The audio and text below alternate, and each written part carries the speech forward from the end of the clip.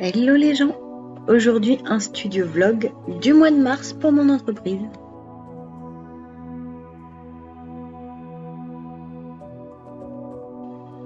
Pour ceux qui ne me connaissent pas, je m'appelle Stéphanie, je suis auto-entrepreneur depuis février 2020. J'ai une e-boutique de couture, mais pas que. Je partage sur YouTube ma vie entrepreneuriale, mais également de la cuisine, des voyages, de l'instruction en famille et les travaux de notre maison. Bon visionnage!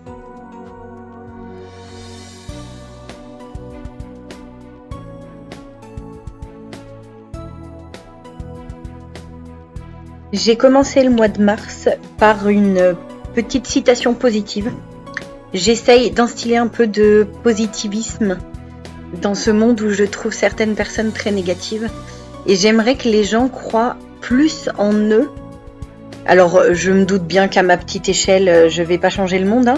Mais si ça peut aider une seule personne, ben c'est juste ça, le but. Donc en début de mois, je partage toujours une petite affiche. Et avec, je mets un petit texte. Là, le texte, c'était « Chaque pensée positive que tu entretiens peut influencer ta vie de manière significative. Cette force intérieure te permet de regarder le monde avec des yeux emplis d'optimisme, de croire en tes rêves et de cultiver la gratitude pour chaque instant. Comme des aimants, tes pensées positives créent des ponts vers tes désirs. N'hésite pas à rêver grand. La pensée positive est bien plus qu'un simple état d'esprit. C'est une boussole qui te guide, un super pouvoir que nous avons tous en nous. Mais notre cœur a tendance à retenir le négatif plus que le positif. Pour contrer cela, je remplis un carnet de gratitude, je célèbre mes petites victoires et je fais des exercices de pleine conscience. Si un jour se passe mal, n'oublie pas que demain sera un nouveau chapitre à écrire. La pensée positive ne cache pas les nuages, mais elle t'apprend à danser sous la pluie. Nourris tes pensées positives car elles sont les graines qui fleuriront ton destin. Je m'étais décarcassée à écrire ce texte, à le retourner dans tous les sens, à changer des phrases, à demander un petit peu à Google « Donne-moi des synonymes de ci et de ça ». J'espère que ça aura apporté un petit peu de positif à quelqu'un. Pour 2024, j'ai vraiment décidé que mon entreprise allait beaucoup plus refléter ma personnalité. Du coup, ce genre de petit mantra, c'est un petit peu ce qui fait que moi, je me remotive. Donc en fait, voilà, j'essaye simplement de motiver les gens parce que je pense que je suis pas la seule à fonctionner de cette façon-là. Pour le 8 mars, journée des droits de la femme et non de la femme, j'ai voulu, toujours dans cet esprit de partage, de motivation et de tout ça, j'avais dessiné ce petit, on va appeler ça dessin, même si c'est très peu un dessin, mais j'ai dessiné cette petite chose, forte comme une lionne. Je voulais vraiment que ça touche les femmes en particulier pour cette journée-là.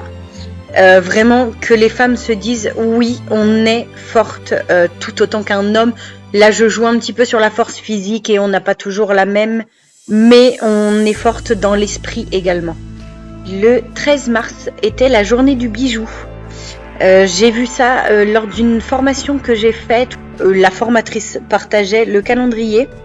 Et donc ils avaient mis ça, et comme cette année j'ai décidé de faire quelques bijoux assortis à ma collection, je me suis dit que c'était la date pile poil parfaite pour cette collection-là. Donc je me contente de une dizaine de pièces, je crois que j'en avais déjà parlé. Donc là j'ai fait les publications pour donc mes réseaux pour annoncer aux gens que je sortais des bijoux assortis à ma collection. Beaucoup de perles, un tout petit peu de coquillage et de la chaîne bronze et argent. J'aime beaucoup l'élégance de la chaîne avec ces petites perles un peu colorées, pas trop mais un peu quand même qui apportent du style. J'avais un petit peu d'ambre, les couleurs sont parfaites. Mes perles sont un peu brillantes. Donc voilà, j'ai mixé tout ça et je fais une mini-série de modèles uniques puisque je n'en referai pas. Une fois que ces modèles-là seront vendus, ils seront vendus et l'année prochaine c'est d'autres couleurs, donc ce sera d'autres bijoux. J'ai au dernier moment décidé d'ajouter des boucles d'oreilles en acier inoxydable et j'ai juste fait 2 paires assorties à 2 des bracelets et colliers.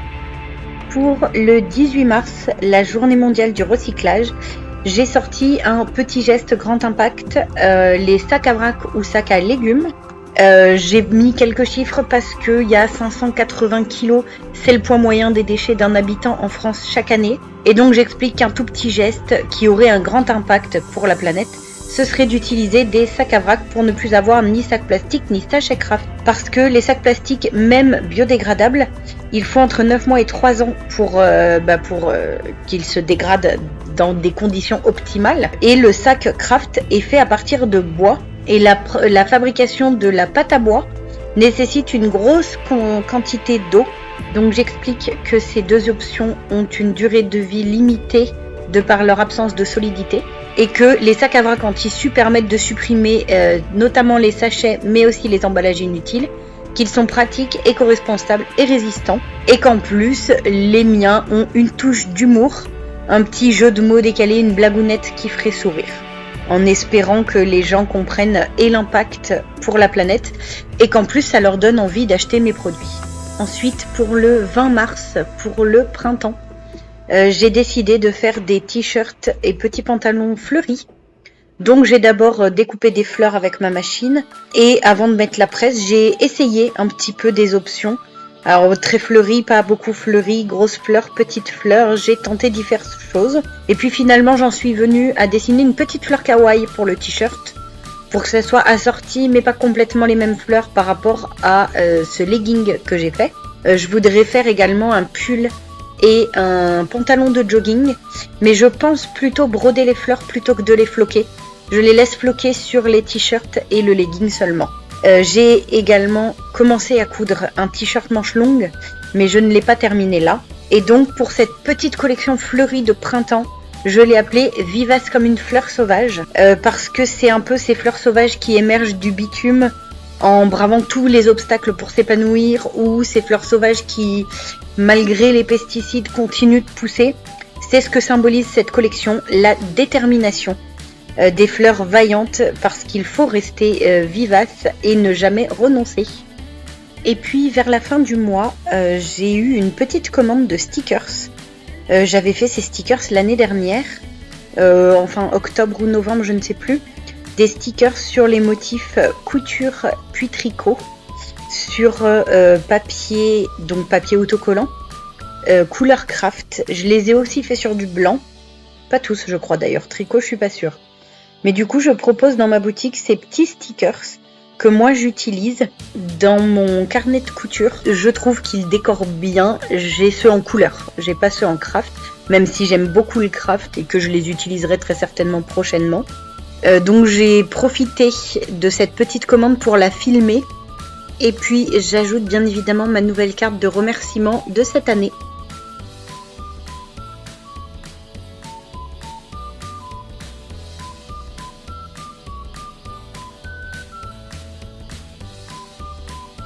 Et j'ai fini le mois sur une petite publication pour la journée de la procrastination, le 25 il me semble.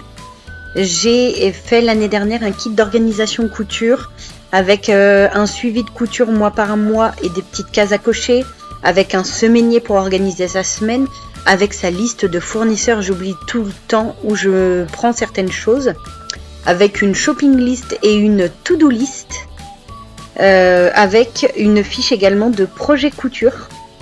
Donc le kit me semble pas mal complet. Et du coup, je le propose en téléchargement, toujours sur ma boutique. J'ai vu des personnes faire ça en photo, d'autres en vidéo. J'ai voulu faire moi une petite vidéo, un mini vlog de ma vie en mars. Donc ça résume mon mois et c'est ce que je vais partager chaque début de mois suivant sur les réseaux. Ça permet un peu aux gens qui suivent ma page pro de connaître un tout petit peu de ma vie privée. Bienvenue dans ma vie en mars. Pour commencer le mois, j'ai dîné dans un resto gastronomique avec des produits locaux et de saison. C'était tellement bon. Comme c'était le 8 mars, j'ai fait une petite collection forte comme une lionne. Les chats ont voulu profiter du printemps. On a donc refait la moustiquaire qui tient la chatière. Je me suis offert un nouveau bullet journal, des jolis papiers et des petits stickers pour décorer. J'ai agrandi ma collection de bijoux avec quelques paires de boucles d'oreilles, toujours dans les coloris de cette année. Avec les enfants, on a fait des expériences et des jeux de société. J'ai sorti ma petite collection fleurie que j'avais dessinée en octobre, avec quelques produits toujours en cours. J'ai emballé une jolie petite commande de stickers sur le thème couture et tricot que je propose sur ma boutique depuis l'année dernière. Sans oublier la nouvelle carte de remerciement que j'ai dessinée. On a mangé des pizzas hyper originales. On a visité un petit peu Avignon et un de ses musées gratuits. D'ailleurs, si vous n'êtes pas loin d'Avignon, ils ont 5 musées gratuits. On a dormi dans une tanière de Hobbit avec un look juste incroyable. Il y avait des portes cachées de partout. Il fallait trouver comment les ouvrir. C'était génial. Ensuite, on a fait l'escape game pour trouver le précieux sur une table hyper originale et au coin du feu. Le matin, on nous a livré notre petit déj dans un joli panier. On en a pris plein la vue en visitant le sentier des Ocres du Roussillon. Wow. Vivement le mois prochain. Mais n'oublie pas que toi aussi, tu peux le faire. N'hésitez pas à me donner votre avis sur ce petit résumé. J'aimerais bien savoir ce que vous en pensez. C'est tout pour mon petit mois de mars. Si vous ne suivez que les vidéos couture, je vous dis au mois prochain. Si vous suivez aussi les autres vidéos, je vous dis à la semaine prochaine.